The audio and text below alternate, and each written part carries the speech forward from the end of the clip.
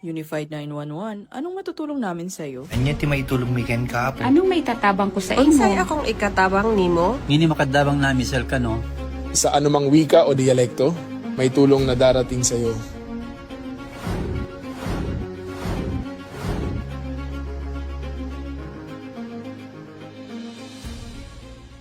Lilingkod sa bawat Pilipino at magbibigay ng tamang impormasyon para sa tahimik at maayos na Pilipinas. Police News Network, alagad ng batas, tagapagtaguyod ng balitang pulis, sandigan ng mamamayan, patnubay ng katotohanan.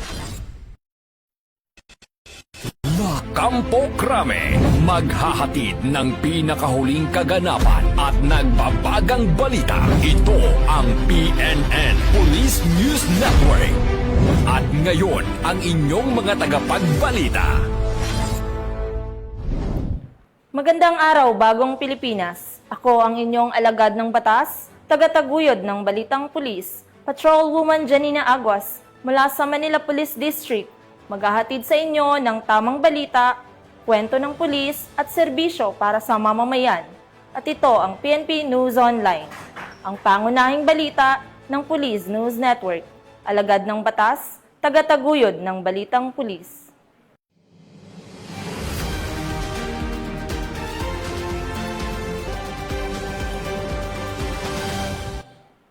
Narito ang mga balitang dapat nyong abangan. 2.7 milyong pisong halaga ng shabu, nasabat, 2 arestado sa Maguindanao del Sur. Cebu City Police Office nanguna sa pagpapanatili ng kaayusan at seguridad sa huling araw ng 2025 bar examinations. At dating miyembro ng New People's Army, voluntaryong sumuko sa Camarines Norte.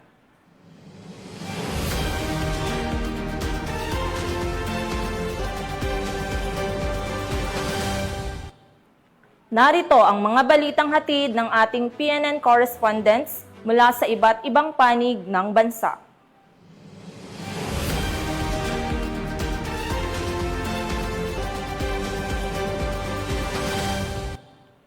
Simulan natin ang balita mula sa bahagi ng Luzon.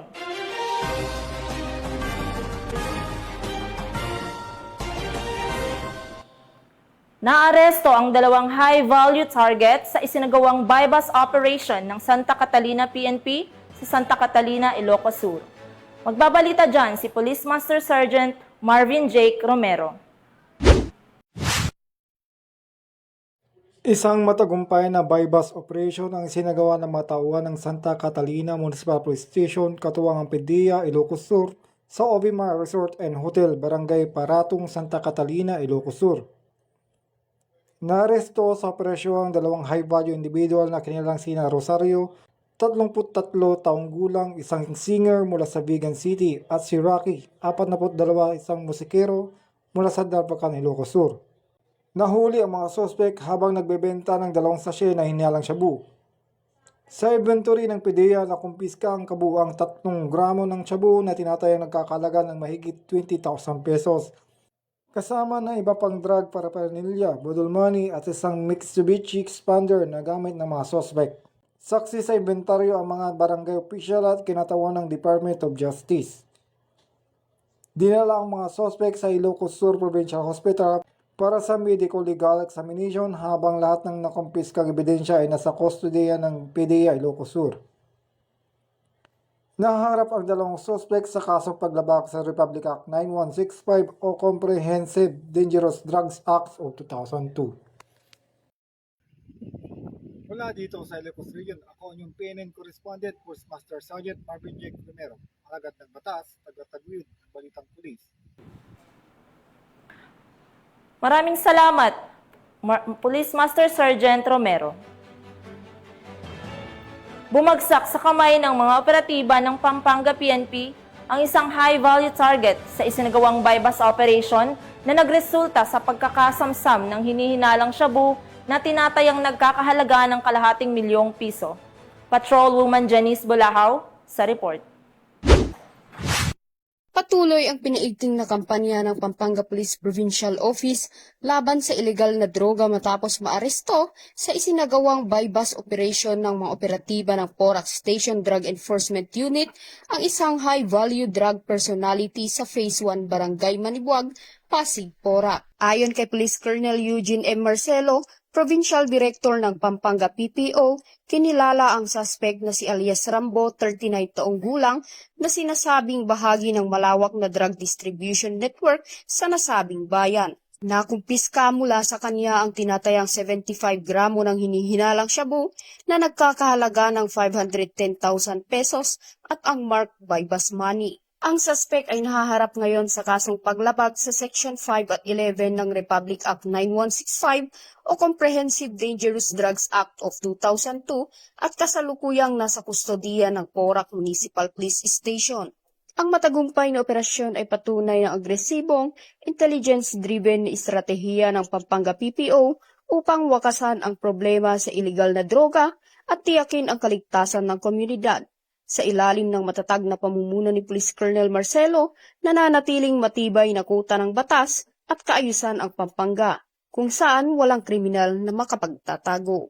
Mula dito sa Gitnang Luzon, ako ang inyong PNN correspondent, Patrolwoman Janice Bulahaw, alagad ng batas, tagataguyod ng Balitang Pulis. Maraming salamat, Patrolwoman Bulahaw. Isang dating miyembro ng New People's Army ang voluntaryong sumuko sa mga otoridad sa Labo, Camarines Norte. Yan ang tinutukan ni Patrolwoman Jera Del Loterte.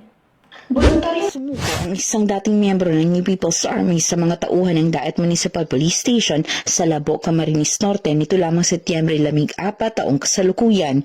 Kinilala ang sumukong individual na si Ka Arthur, 65 taong gulang, may asawa, dating miyembro ng NPA KLJ-2 sa ilalim ng Armando Catapia Command ng Camarines Norte. Ayon sa sabing pagsuko, dahil sa sanibuwersa ng mga otoridad at iba't ibang ahensya ng gobyerno. Mula dito sa Legazpi City, Albay, ako ang inyong PNN correspondent, Patrolwoman Jera Del Loterte, alagad ng batas, tagataguyod ng Balitang Pulis. Maraming salamat, Patrolwoman Loterte. Binunot at sinunog ng mga otoridad ang tinatayang 400,000 pisong halaga ng fully grown marijuana plants na natagpuan sa Bakun, Benguet. Magbabalita dyan si Patrolwoman Lizelle Digman. Tinatayang 400,000 na halaga ng fully grown marijuana plants ang nadiskubre ng mga operatiba sa sinagawang marijuana eradication sa sitio Makagang Kayapa, Bakun, Benguet nito lamang 14 ng Setyembre taong kasalukuyan. Naging matagumpay ang operasyon dahil sa pagtutulungan ng mga operatiba mula sa Bakun Municipal Police Station, Philippine Drug Enforcement Unit at Philippine Intelligence Unit ng Benguet Police Provincial Office, PIT Benguet, RID, RIU-14 at Philippine Drug Enforcement Agency Cordillera. Ang operasyon ay nagresulta sa pagkatuklas ng isang plantasyon ng marijuana na may tinatayang lawak na 400 square meters at may nakatanim na 2,000 na piraso ng fully grown marijuana plants na may kabuuang halaga na 400,000 pesos standard drug price. Lahat ng mga nadiskubreng marijuana ay agad na binunot at sinunog ng mga operatiba habang patuloy ang isinasagawang investigasyon upang matukoy ang iba pang plantasyon ng marijuana at mahuli ang mga individual na responsable sa pagtatanim nito. Ang matagumpay na operasyong ito ay nagtatampok sa patuloy na pangako ng mga ahensya ng kapulisan na labanan ang mga ilegal na aktibidad ng droga sa rehiyon at bilang pagsuporta sa isinusulong ng Pangulong Ferdinand R. Marcos Jr. na whole of nation approach na kinakailangan para masugpo ang paglaganap ng ilegal na droga at maging illegal drug-free ang bansa. Mula dito sa rehiyon ng Cordillera, ako ang inyong PNN correspondent, Patrolwoman Digman, alagad ng batas, tagataguyod ng Balitang Pulis. Maraming salamat, Patrolwoman Digman. Nakilahok ang Regional Police Community Affairs and Development Unit 2 sa isinagawang bloodletting activity sa lungsod ng Kawayan, Isabela. Yan ang balitang hatid ni Patrolwoman Jerilyn Colico.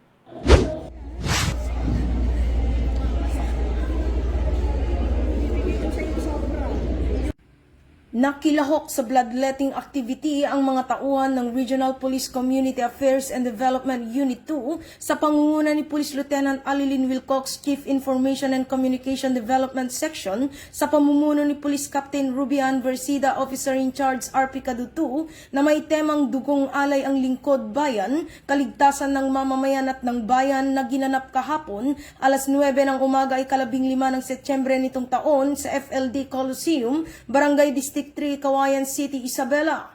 Katuwang sa aktibidad ang Kawayan Component City Police Station sa pangunguna ni Police Captain Pancho T. Cortez Jr. sa pamumuno ni Police Lieutenant Colonel Avelino D. Canceran Jr., Chief of Police ng nasabing istasyon. Ang kaganapan ay inorganisa ng City Health Office 1 ng nasabing lungsod kasama ang Red Cross Isabela Chapter sa pangunguna ni Mrs. Nanette Cabalonga, Chapter Service Representative Blood Services, at sa pakikipagtulungan ng Kawayan Dentist Exclusive kung saan ito ay bahagi ng Civil Service Month Celebration. Sa pamamagitan ng ganitong aktibidad, mas napapalakas at naiibsan ang pangangailangan sa mga blood supply ng mga ospital at medical facilities.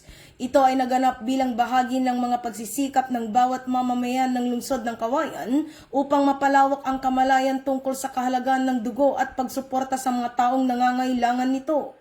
Ang matagumpay na aktibidad ay may layuning mapunan ang supply ng dugo sa ating blood centers para sa mga pasyenteng nangangailangan nito. Nagpapakita rin ito ng pagtutulungan at pagmamalasakit sa bawat isang Kawayenos. Mula dito sa Lambak ng Cagayan, ako ang inyong Police News Network Correspondent, Patrolwoman Jenny Colico, alagad ng batas, tagataguyod ng Balitang Pulis. Maraming salamat, Patrolwoman Colico. Pinangunahan ni Police Brigadier General Ruel Rodolfo, Regional Director ng Police Regional Office Mimaropa, ang field visit at inspeksyon sa Romblon.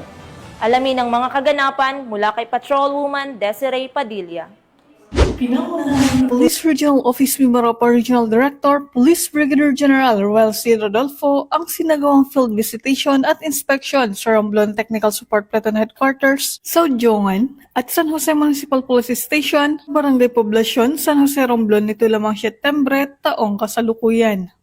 Layunin ng aktibidad na tiyakin ang kahandaan, kalagayan at kapakanan ng mga tauhan sa lalawigan.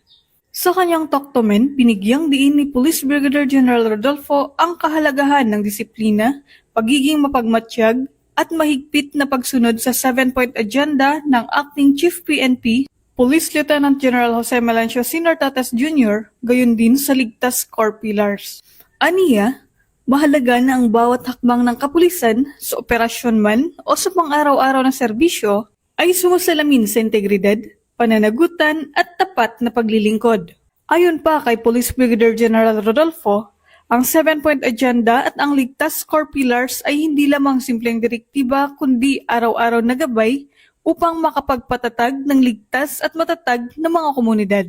Dagdag pa niya, ito ang magsisilbing blueprint sa pagpapanatili ng kaayusan, pagpapatupad ng batas at pagpapatibay ng tiwala ng publiko sa kapulisan. Kasama rin sa sinagawang pagbisita ang pagsusuri sa kahandaan ng mga unit, kasanayan ng mga tauhan, at ang bisa ng mga lokal na hakbang sa seguridad. Sa pamamagitan nito, tiniyak ng Pro Mimaropa na ang bawat unit sa Romblon ay nananatiling handa at sapat ang kakayahan upang tugunan ang pangangailangan ng kanilang komunidad.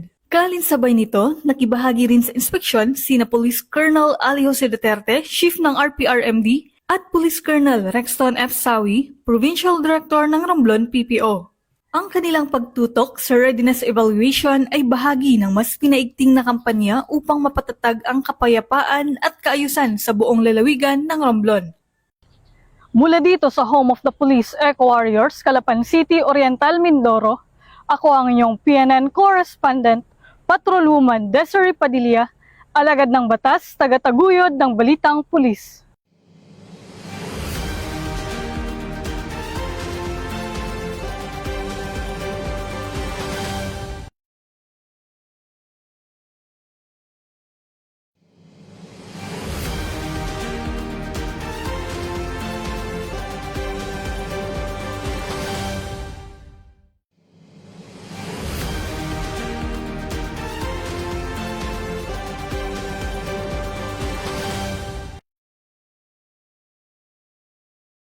Weather update. Patuloy na minomonitor ng PAG-ASA ang dalawang low pressure area sa loob ng Philippine Area of Responsibility. Ang LPA 09C ay nananatiling nasa loob ng PAR ngunit may unlikely o mababang posibilidad na maging tropical depression sa susunod na 24 oras. Samantala, ang LPA 09D ay patuloy ding binabantayan at may medium chance na tuluyang maging tropical depression sa parehong panahon. Pinapayuhan ang lahat na manatiling nakaantabay sa mga susunod na abiso mula sa DOST PAG-ASA para sa mga pinakabagong update sa lagay ng panahon.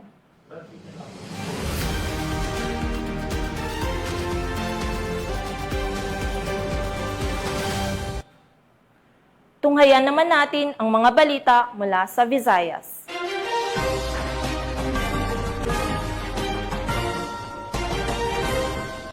Isang high-value individual ang naaresto ng mga operatiba ng Oton Municipal Police Station matapos ang ikinasang bypass operation sa bayan ng Oton, Iloilo. Ang report mula kay Patrolwoman Lynette Sablon.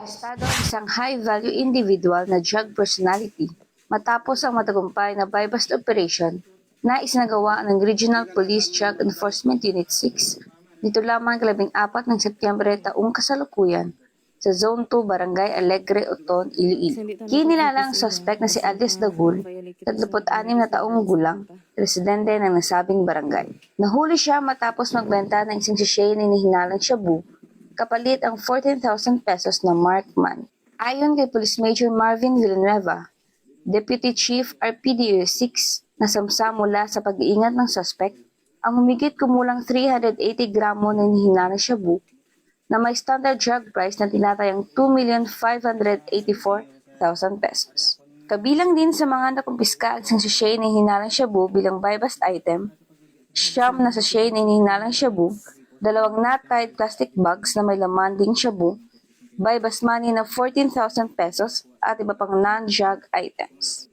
Nasa kusdiya na ng kapulisan ang suspect at nasampahan ng kasong paglabag sa Republic Act 9165 o Comprehensive Dangerous Drugs Act of 2002.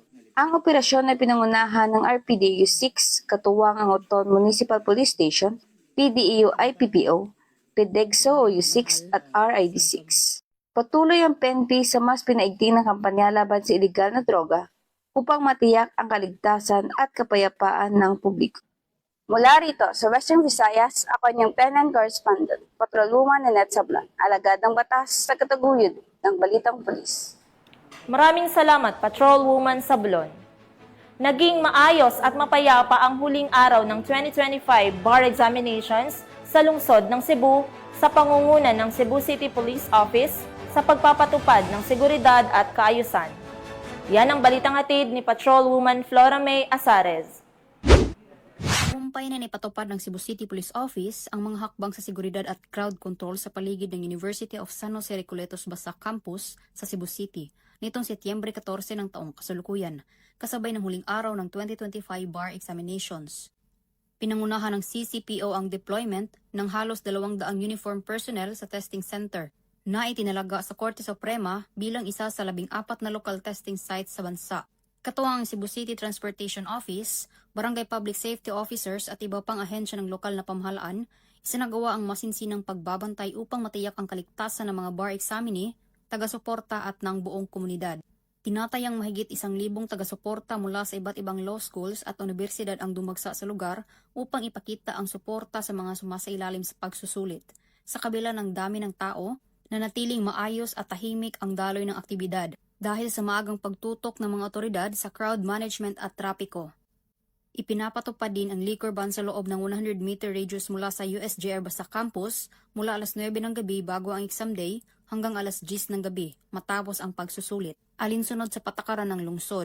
Noong nakaraang September 14, 2025, nakaraang linggo, matagumpay po natapos ang bar examination na ginanap dito sa USJR Basak Campus, Cebu City, kung saan mahigit 1,000 katao ang nagtipon upang magbigay suporta sa ating mga bar examinees. Sa tulong po ng Bureau of Fire Protection, ng CCTO at CCDRRMO, EODK9 Group 7, naging maayos at ligtas ang daloy ng tao at trapiko sa paligid ng testing center.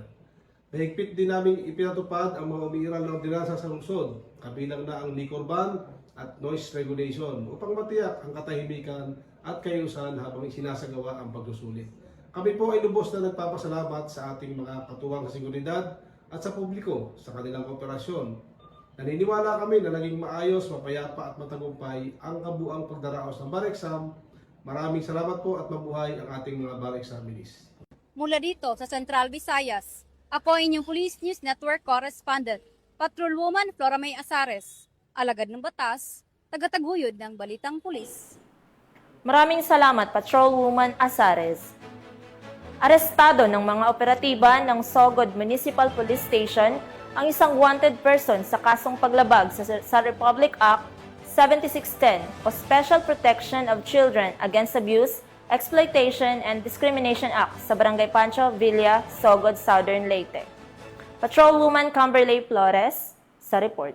Arestado ng mga autoridad ang isang lalaking wanted person sa kasong paglabag sa RA 7610 matapos mahuli sa Barangay Pancho Villa, Sogod, Southern Leyte. Bandang alas 8:30 ng gabi nang maaresto ang akusado ng mga tauhan ng Sogod Municipal Police Station sa bisa ng warrant of arrest para sa kasong paglabag sa RA 7610 o Special Protection of Children Against Abuse, Exploitation and Discrimination Act na mainirekomendang piyansa na 200,000 pesos para sa pansamantalang kalayaan. Dinala ang akusado sa Sogod MPS para sa kaukulang dokumentasyon at tamang disposisyon. Ang Sogod PNP ay patuloy na maglulunsad ng mga operasyon para mahuli ang mga taong may pananagutan sa batas upang maihatid ang hustisya sa kanilang mga naging biktima at mapanatili ang kaayusan at kaligtasan ng ating komunidad tungo sa minimithin natin na bagong Pilipinas. Mula dito sa Eastern Visayas, ako ang inyong PNN Correspondent, Patrolwoman Flores, alagad ng batas, tagataguyod ng Balitang Pulis. Maraming salamat, Patrolwoman Flores. Narito naman ang mga balita mula sa bahagi ng Mindanao.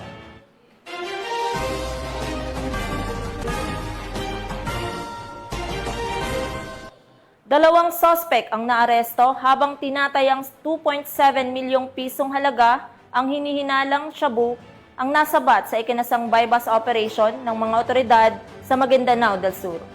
Magbabalita dyan si Patrolwoman Leonora Gawang. Nasabat ng 2.7 milyon halaga ng shabu mula sa naarestong dalawang individual sa isinagawang checkpoint operation ng Sharif-Aguac Municipal Police Station sa National Highway Barangay Mother Poblacion, Sharif-Aguac, Maguindanao del Sur nito lamang ika-14 ng Setyembre taong kasalukuyan. Kinilala ni Police Brigadier General Jason C. D. Guzman, Regional Director ng ProBar, ang mga suspek na sina alias Bong at alias Fang na pawang nasa 8 gulang. Ayon sa ulat, matagumpay na naaresto ng mga personahe ng Sharif-Aguac Municipal Police Station ang mga suspek matapos maharang ito habang isinasagawa ang routine inspection sa naturang lugar. Dumaan sa pagsusuri ang isang sasakyang Morris Garage na lulan ang mga suspek at doon nadiskubre ng mga pulis ang 8 malalaking sachet ng hinihinalang shabu. Ang mga nakumpiskang droga ay may kabuuang timbang na 408 gramo na tinatayang nagkakahalagang 2,700,000 pesos. Ang mga suspek at ang nakumpiskang ebidensya ay dinala sa Sharif-Aguac MPS para sa wastong dokumentasyon at kaukulang disposisyon. Muling pinagtitibay ng Police Regional Office ng Bangsamoro Autonomous Region sa pamumuno ni Police Brigadier Jason C. D. Guzman, Regional Director ng ProBar, ang kanilang dedikasyon sa mas pinaigting na kampanya laban sa iligal na droga at nananawagan sa publiko na manatiling mapagmatsyag at makipagtulungan sa mga otoridad upang mapanatiling ligtas ang komunidad ng Bangsamoro. Mula rito sa rehiyon ng Bangsamoro, ako ang inyong Police News Network Correspondent, Patrolwoman Leonora Gawang, alagad ng batas, tagataguyod ng Balitang Pulis. Maraming salamat, Patrolwoman Gawang. Sa bisa ng warrant of arrest, inaresto ang nakatalang top 3 most wanted person dahil sa kasong qualified rape sa Nabunturan, Davao de Oro. Narito ang detalye ng report mula kay Patrolwoman Reyna Rose Disipulo. Ito Setyembre 15 taong kasalukuyan ang isang kinilala na si alias Francisco 66 anyos, isang lokal na magsasaka na pangatlo sa listahan ng most wanted person sa munisipyo. Ang pagkakaresto ay bunga na isinasagawang manhunt operation ng tracker team ng Nabunturan Municipal Police Station. Nasa kote si Francisco sa kanyang tirahan sa Purok 5, Barangay Pangutusan sa bisa ng warrant of arrest na may kinalaman sa kasong qualified rape na walang naitalang bail ban para sa nasabing kaso. Matapos ang pagkakaresto, ipaliwanag sa kanya ang kanyang karapatan sa wikang naiintindihan niya, ngunit pinili niyang manahimik. Dinala rin siya sa Nabunturan Municipal Health Office para sa kinakailangang medikal na pagsusuri. Sa kasalukuyan, ang akusado ay nasa kustudiya ng Nabunturan Municipal Police Station para sa karampatang legal na proseso. Ang pagkakaresto na ito ay bahagi ng masusing kampanya ng lokal na kapulisan laban sa mga wanted person upang mapanatili ang kapayapaan at kaayusan sa komunidad. Dito sa Police Regional Office 11, ako ang inyong PNN correspondent, Patrolwoman Reyna Rose Disipulo, alagad ng batas, tagataguyod ng Balitang Pulis. Maraming salamat, Patrolwoman Disipulo. Nasa kote ng pulisya ang isang lalaki na may nakabinbing kaso ng attempted murder sa isinagawang operasyon sa Zamboanga del Sur. Ang balita mula kay Patrolwoman Luis Marie Conde. Nagsanib na persa ng Criminal Investigation and Detection Group 9, Bayog Municipal Police Station, Regional Intelligence Unit 9, 1st Cavalry Battalion Armor Division, Philippine Army at iba pang law enforcement unit. Ang isang lalaki na wanted sa kasong attempted murder sa Purok 1, Barangay Conacon, Bayog, Zamboanga del Sur. Dakong alas 5 ng hapon nito lamang 15 ng Setyembre taong kasalukuyan. Kinilala ang suspect na si alias Jose, 62 anyos, may asawa at residente ng Barangay Liniensa, Pagadian City, Zamboanga del Sur. Ang pag-aresto ay isinagawa sa bisa ng warrant of arrest para sa kasong attempted murder na nakasampa sa criminal case number na 17081-2K23 na inilabas ni Honorable Romeo Tenorio Descallar, presiding judge ng Branch 19, 9th Judicial Region, Pagadian City, noong May 18, 2023. Ang kaso ay may inirekomendang piyansa na nagkakahalaga ng 120,000 pesos habang dinala naman ang akusado sa CIDG RSOT sub-office para sa kaukulang disposisyon. Ayon sa pamunuan ng PNP, patuloy nilang isinasagawa ang maigting na operasyon laban sa mga wanted person upang tiyakin na ang may sala ay mananagot sa batas at upang mapanatili ang katahimikan at kaayusan sa mga komunidad. Muling nananawagan ang mga otoridad sa publiko na makipagtulungan sa kapulisan sa pamamagitan ng maagap na pagbibigay ng impormasyon hinggil sa mga taong may kinakaharap na kaso upang mabilis na maipatupad ang batas at may ihatid ang hustisya.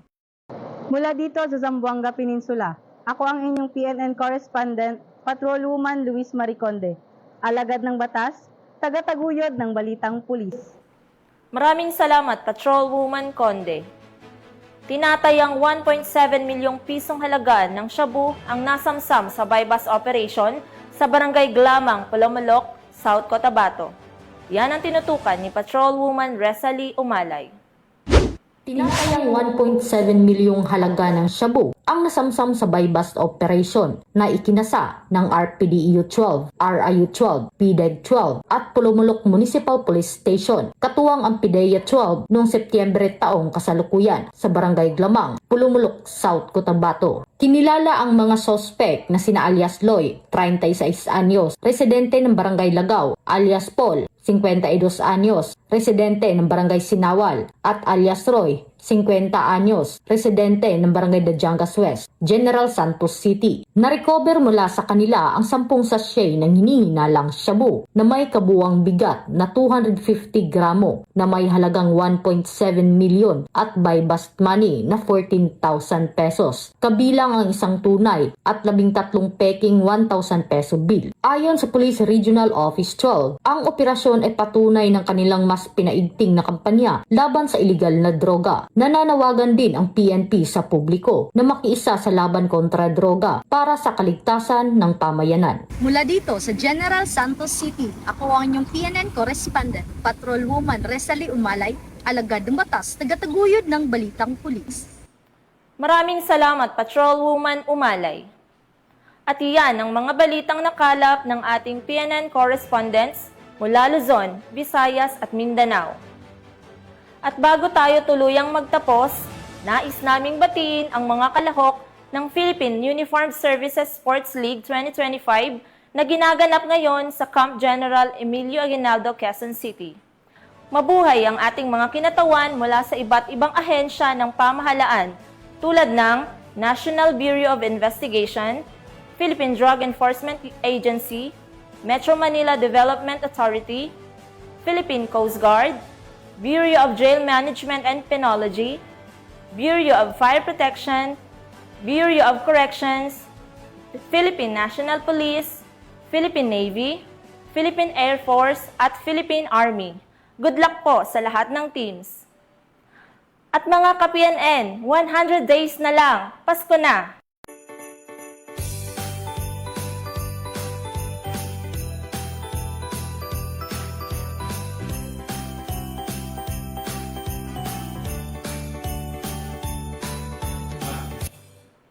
Sa ngalan ng pamunuan ng Philippine National Police, sa pangunguna ni Acting Chief PNP Police Lieutenant General Jose Melencio Nartates Jr.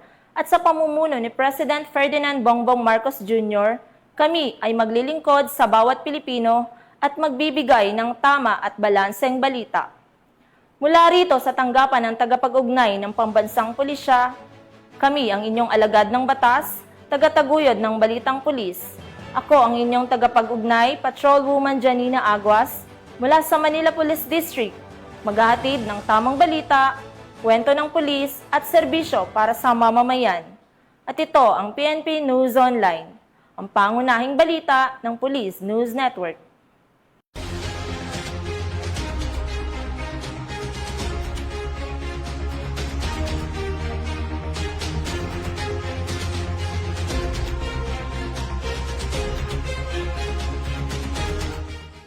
Police News Network, alagad ng batas, tagapagtaguyod ng balitang pulis.